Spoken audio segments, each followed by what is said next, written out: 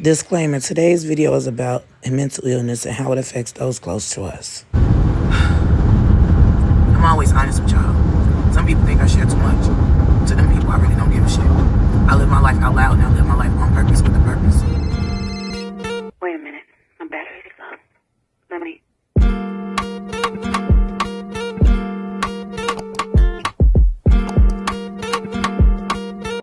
With me living my life out loud, it allows me to be open, and it leaves me a lot really relatable because I explore going through things that everybody goes through, but not many people like to admit to.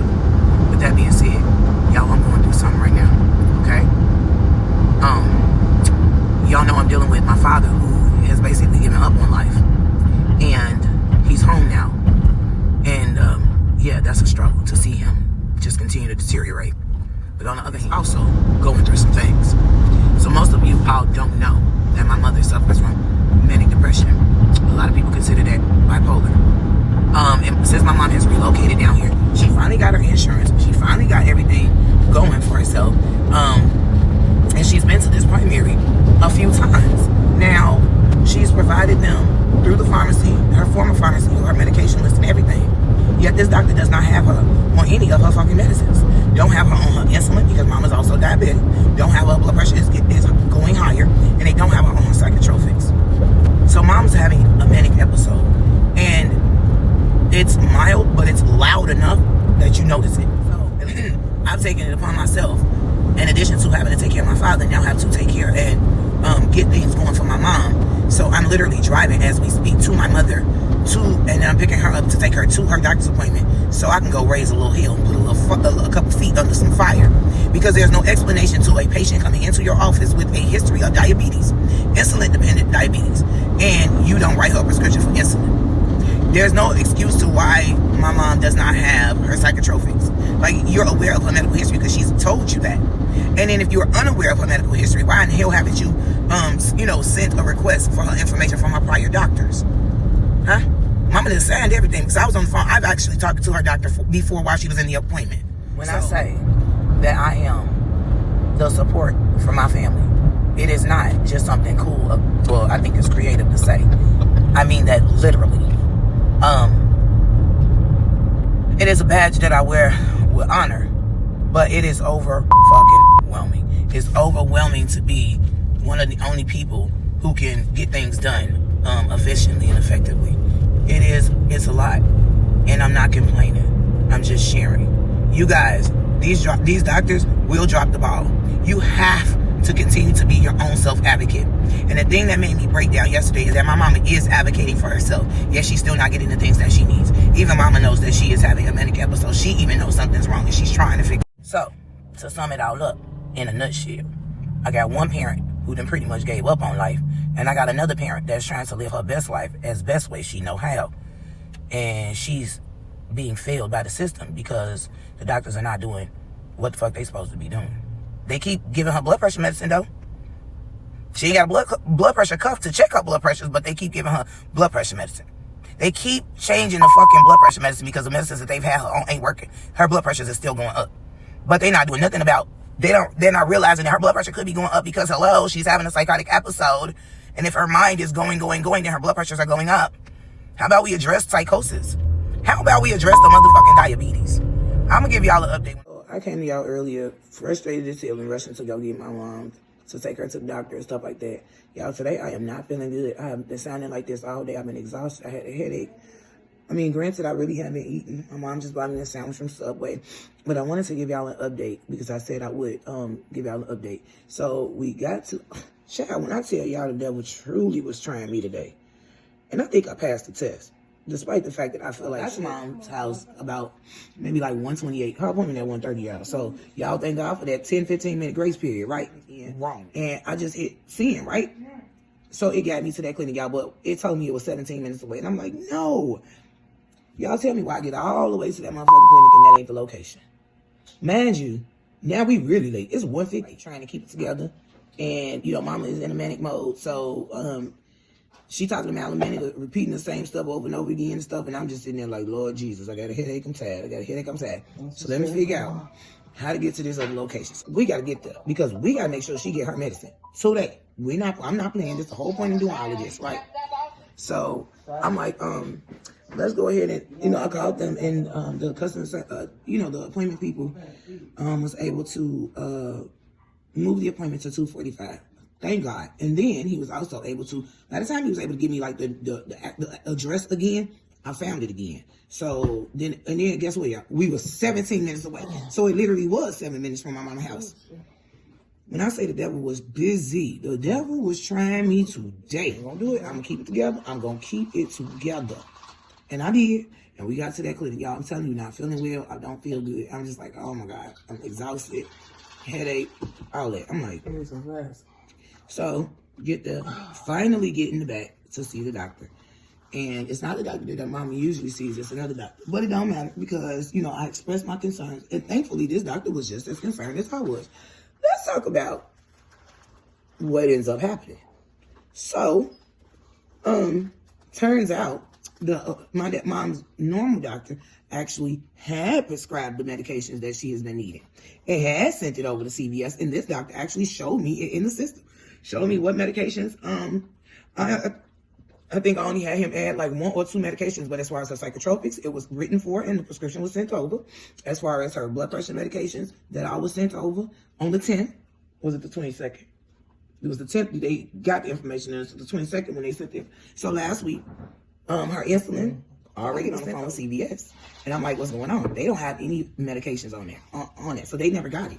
I don't know what's going on with this electronic system that they have, but I know with this particular clinic, they have that issue from time to time with CVS specific. Long story short, the doctor was, like I said, very accommodating. Even mama had documentation that she needed to have filled out. He did that. I mean, he did everything. He understood my concerns. He not only resent those prescriptions, but he gave me paper prescriptions in order to make sure that if they didn't get it this time, we could hand it to them.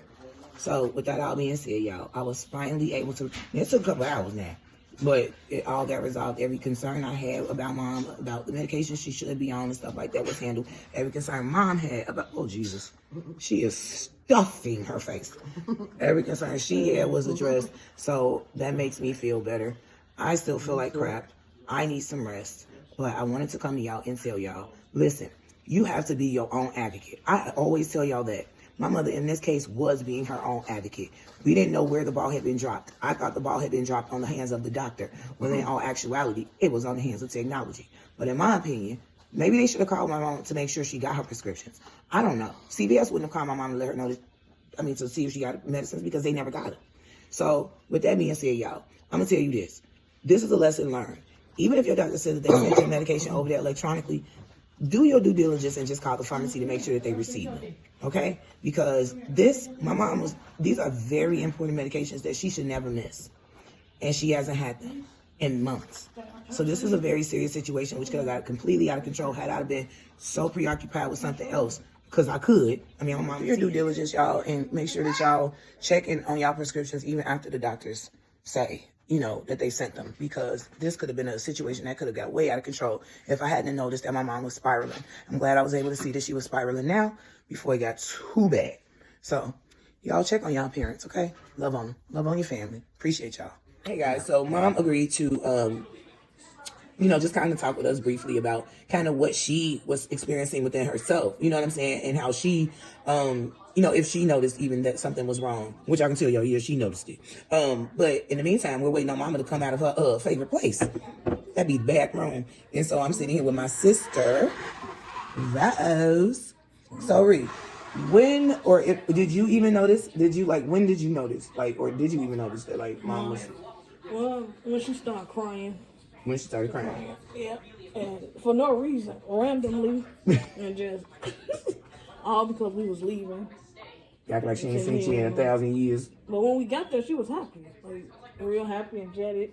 But then the day we was leaving, she was sad. That's it. Crying thing.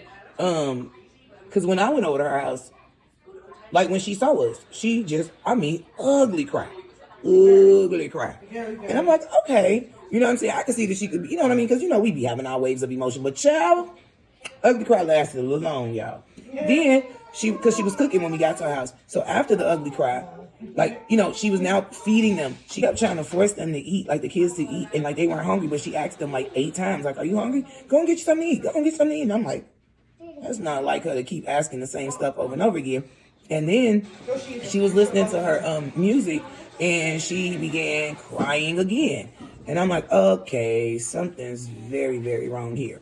And it was apparent that something was wrong. And then also another thing for me is that my mother was being extremely apologetic when it came to me.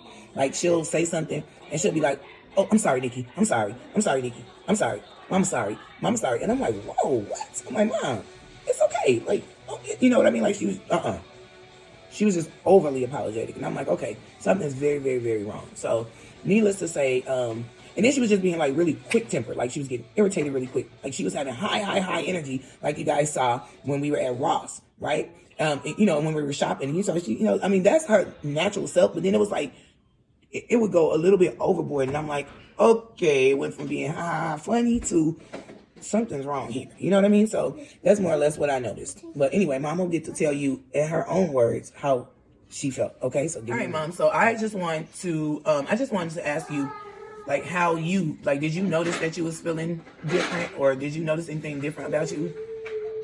Yeah, I know I'm not that good at explaining it, but yeah,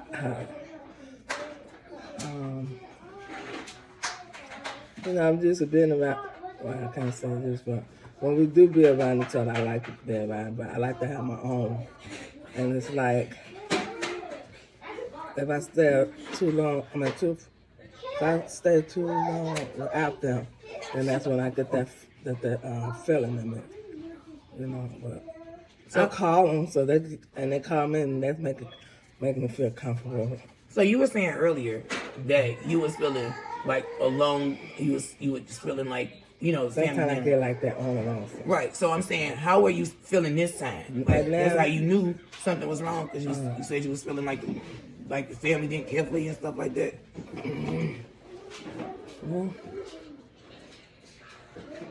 Yeah, I think because of what I've been through.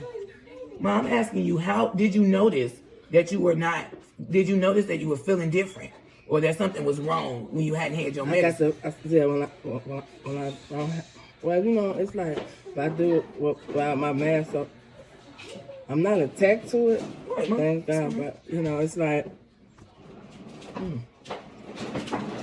if I don't take them to the time, then I get to wandering on, like I'm off track or something. You feel like you off track? Yeah. And when you feel like you're off track, how does that feel? Like, what does that mean? Does that make you feel? Make me feel bad. Bad. So, yeah, make me feel bad. Would you be angry? Would you be depressed? Like, depressed. Bad? Like, that's when depressed kind of. That's where depression comes from. And so now that we were able to go to the doctor, you know what I'm saying, and I was able to go with you, and we were able to talk to the doctor and get the. How does that make you feel now? Now knowing that you are going to have your medicines and stuff again, how does that make you feel? Yeah. It really makes me really feel good when I start back taking it. You know, because it's like when I take the medicine, it's like I'm gonna forget things, and if you pay attention to me close enough, and I've been off my medicine this long, you'll get the idea, the understanding what I'm saying. I know exactly what you're talking about. I know this all the stuff you're talking about. That's the reason why I knew it was time for me to do something. That I knew that was I had to intervene, and I had to help you, because I noticed I'm like, okay, you obviously not getting it. You know, you're not getting nowhere on your own. So it was time for me to, you know, kind of kick in. Yeah, absolutely. Oh, whatever. All right, y'all. So y'all hear from Mom herself. You know, just kind of how she's felt. You know, even during this little episode and stuff. Y'all know this is reality TV. That means that babies are gonna cry, noise is gonna be made, so on and so forth. Yes, it is. Yes. So anyway, but that's the reason why I knew it was time for me to intervene, because a lot of the stuff that she was talking about, I noticed. You know what I'm saying? The crying was big, and that irritability. You know, and her really just like overly apologizing, and I'm like, what do you ain't gotta keep saying you're sorry. Like, what you keep saying you're sorry for? So like that. Then Mama, you know, I think about Mama. What do you think about her even when you are on your meds? So that ain't but tomorrow be 10 years for her. Yeah. When she's speaking about Mom, she's talking about my grandmother. So, yeah. Mama, it's okay to cry. I mean, it's like things that I've been holding in so many years. I have to let it out and, you know, learn how to let go and, you know, stop holding things back. But I tell you that all the time. I also tell you that you got to process stuff and get through it. But instead, you just choose to ignore it or push it down. And I tell you, everything that you push down eventually gonna come up. When I say that to you, so it's something. If you got something that you got to deal with, just deal with it. It don't help us to push things down, especially when you suffer from manic depression, because that shit sits in your head, and then it looks for an opportunity like this one, where you weren't on your meds, and then it goes playing around and around and around in the back of your head, and then the devil just try to take advantage. Yeah. That's the very reason why I came and got you and was like, I'm gonna need you to come and be with us for the weekend. Until we got these meds on and you good, I'm gonna need you to be around us and not at home by yourself, because I didn't want her to be at home experiencing depression. I don't know how far that depression will go. I don't know how far her thoughts will go. And if y'all don't know, I am a suicide survivor. So I didn't want, nope. So I'm like, nope, we just gonna go ahead and, that's right. Like go get her. That's so I went, had to go do what I had to do. I had to go show up at that doctor's office, and I was ready, locked and loaded with my words and my threats if I needed to. But I didn't have to. I have to do that. These are pictures I got of myself and my mother in the waiting room of the doctor's office. Understand that mental illness is very difficult for a lot of people to have a conversation about. And I'm so thankful that I was able to have this conversation with you guys. We hope this helps somebody.